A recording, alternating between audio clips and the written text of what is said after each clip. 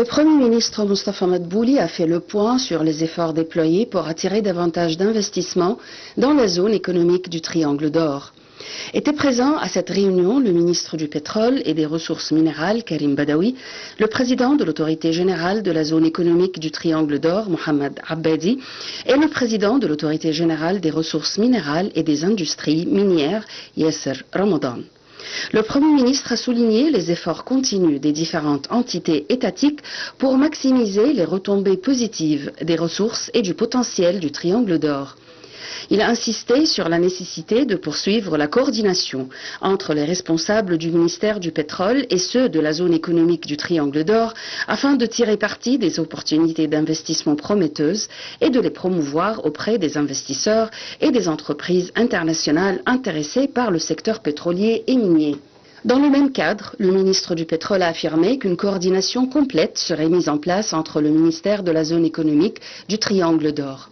Un inventaire exhaustif des diverses opportunités d'investissement prometteuses dans le secteur pétrolier et minier sera établi, facilitant ainsi leur présentation et leur promotion auprès des investisseurs et des chefs d'entreprise intéressés par ce secteur. L'ingénieur Mohamed Abbadi a examiné plusieurs projets proposés par un groupe d'investisseurs et de sociétés internationales. Ces projets visent à accroître la valeur ajoutée du minerai de phosphate et d'autres ressources minérales.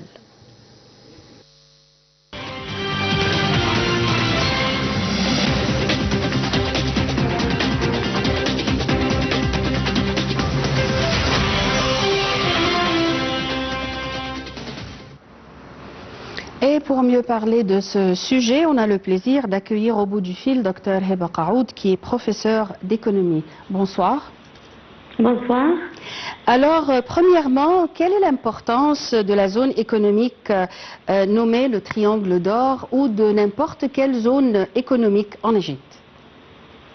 En fait, le Premier ministre égyptien Mostafa Madbouli accorde une attention stratégique à la zone économique du Triangle d'Or située au nord d'Égypte, car la richesse minière, cette région est extrêmement riche en ressources naturelles, notamment l'or, les phosphates et divers minéraux industriels.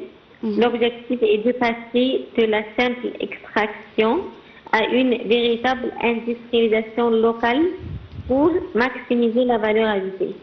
Aussi, on a comme une importance la diversification économique. Outre les mines, le projet prévoit le développement de zones touristiques sur la mer Rouge et de zones agricoles irriguées. Aussi, pour les infrastructures, le gouvernement étudie actuellement l'amélioration des liaisons logistiques, routes et ports pour faciliter l'exportation des produits transformés vers les marchés internationaux. Pour cela, avec cette réforme et ce nouveau projet, on va aussi attirer les investissements étrangers en Égypte, puisque le gouvernement égyptien a lancé une série de réformes structurelles pour faire de l'Égypte une destination privilégiée pour les capitaux internationaux malgré les défis macroéconomiques. Et comment peut-on tirer parti de ces opportunités d'investissement prometteuses et les promouvoir auprès des investisseurs et des entreprises internationales intéressées à faire des investissements en Égypte, que ce soit au domaine pétrolier ou autre? Les réformes législatives, la nouvelle loi sur l'investissement offre des incitations fiscales importantes, réduit la bureaucratie et protège davantage les droits des investisseurs étrangers. Aussi, les grands projets et les zones spéciales, la zone économique du canal de Suez est le fer de lance de cette stratégie, attirant des milliards de dollars, notamment dans le secteur de l'hydrogène vert et de la logistique mondiale. Aussi, ce qui est très important, c'est la privatisation et l'IPO. Le pays a mis en place un programme de cession de parts dans des entreprises publiques, programme d'introduction en bourse, pour encourager le secteur privé étranger à s'impliquer dans l'économie nationale.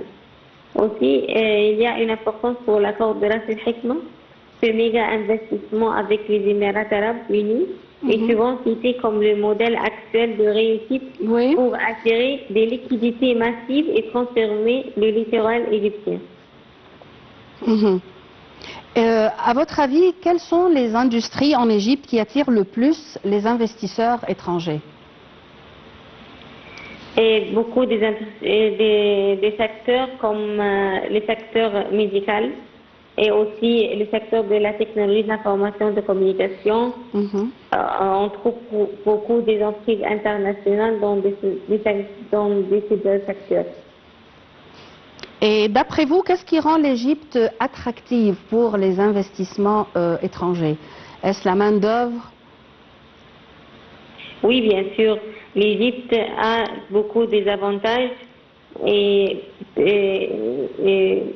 pour cela, elle attire beaucoup les investisseurs étrangers. Pas seulement pour les main-d'œuvre qui sont qualifiés et en même temps avec des prix réduits. Mais aussi, on trouve que la position géographique pour l'Égypte est irremplaçable. L'Égypte n'est pas seulement le point de jonction entre l'Afrique et l'Asie, mais elle est le gardien du commerce mondial. On a le canal de Suez et sa zone économique. On a le hub logistique. Le pays développe actuellement 7 corridors logistiques nationaux. Ça aussi très important. On a aussi le pari de la croissance verte, la vision 2030, qui ont mis l'Égypte comme le futur leader de l'hydrogène vert.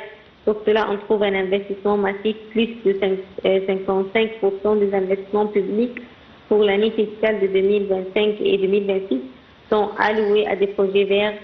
On trouve aussi en Égypte des énergies renouvelables grâce à un ensoleillement exceptionnel et des vents constants sur la côte de la mer Rouge. Le pays attire des géants mondiaux pour produire de l'énergie propre à bas coût destinée à être exportée vers l'Europe.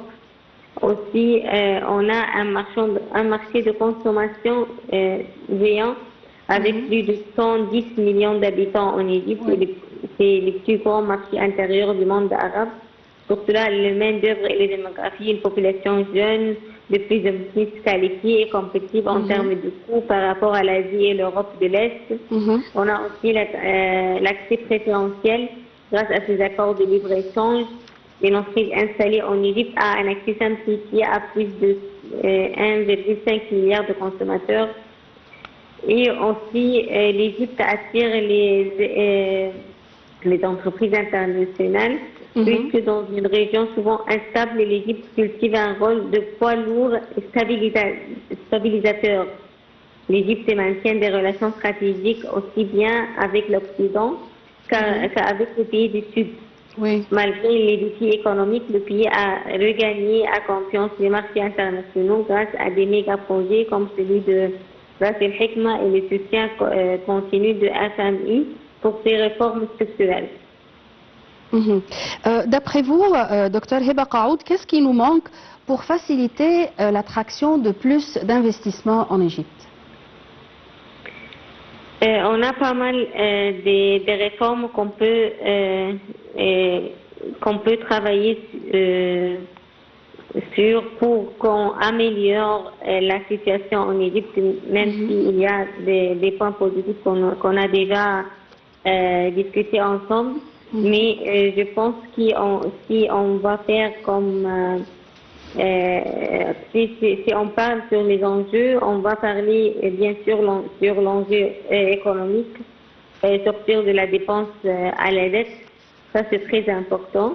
Malgré une croissance qui remonte vers les 4%, le pays doit gérer un héritage qui est aussi lourd. Pour cela, pour la dette, le remboursement de la dette extérieure pèse lourdement sur le budget. Aussi, la privatisation. Sous la pression du FMI, l'État doit réduire son empreinte économique pour laisser la place au secteur privé. C'est la condition pour attirer des investissements durables et non plus seulement des capitaux volatiles. L'inflation, bien qu'elle soit retombée autour de 12 à 15% fin de 2025, elle continue de fragiliser le pouvoir d'achat des classes moyennes et populaires. On a aussi l'enjeu géopolitique. L'Égypte subit de plein fouet des tensions régionales qui impactent ses recettes en devises, comme la mer Rouge, les perturbations persistantes du trafic maritime dues aux tensions régionales ont amputé les revenus du canal de Suez, une source vitale de dollars. Aussi, le médiateur régional entre la guerre au Soudan et la situation à Gaza, l'Égypte doit maintenir son rôle de médiateur indispensable pour garantir sa propre sécurité nationale et attirer le soutien financier de l'Occident et du Golfe. Et enfin, on a aussi l'enjeu vital, la sécurité hydrique pour le Nil. Ça, c'est très important. C'est sans doute l'enjeu le plus essentiel pour l'Égypte en 2025. Le barrage de la Renaissance, avec l'inauguration complète du barrage éthiopien en septembre 2025, l'Égypte craint une réduction de son quota d'eau du Nil, qui fournit 95% de ses besoins. Et l'enjeu est de transformer radicalement l'agriculture et l'irrigation goutte à goutte, usine de dessalement, pour compenser toute perte potentielle du débit du fleuve. Et je pense aussi qu'on peut parler sur l'enjeu social qui concerne la stabilité et la jeunesse. L'Égypte doit créer environ 1 million d'emplois par an pour absorber les nouveaux arrivants sur le marché du travail. Pour cela, le défi est de transformer la croissance économique en amélioration réelle des services publics pour éviter tout mécontentement social. L'enjeu est de réussir le transfert vers la nouvelle capitale administrative et les autres étés du désert pour désengorger le terre tout en rendant ces logements accessibles à la majorité. Docteur Heba Qaoud, je répète que vous êtes professeur d'économie. Merci beaucoup pour vos explications et on enchaîne avec notre sujet, les liens entre politique étrangère et développement. La politique étrangère est un outil essentiel pour soutenir le développement interne des États. Elle ne se limite pas aux relations diplomatiques, mais vise également à renforcer le développement économique, social et technologique du pays. Et voici un compte rendu.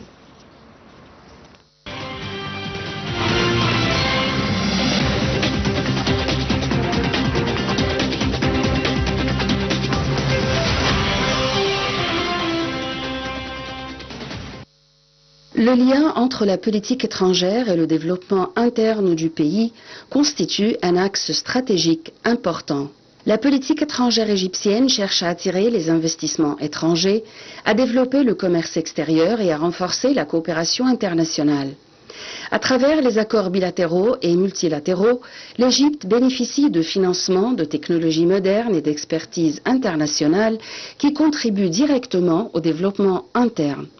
L'Égypte coopère avec de nombreux pays et organisations internationales dans plusieurs domaines tels que les infrastructures, l'énergie, l'éducation et la santé. Ces partenariats permettent de financer de grands projets nationaux, de créer des emplois et d'améliorer la qualité des services publics, ce qui a un impact positif sur le niveau de vie de citoyens. La politique étrangère de l'Égypte accorde une grande importance à la coopération africaine et arabe.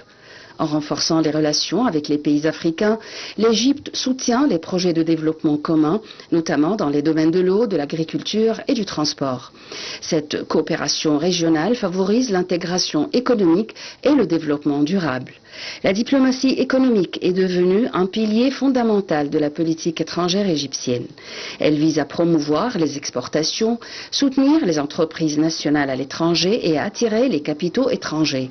Cette approche contribue à la croissance économique et au renforcement des capacités productives internes.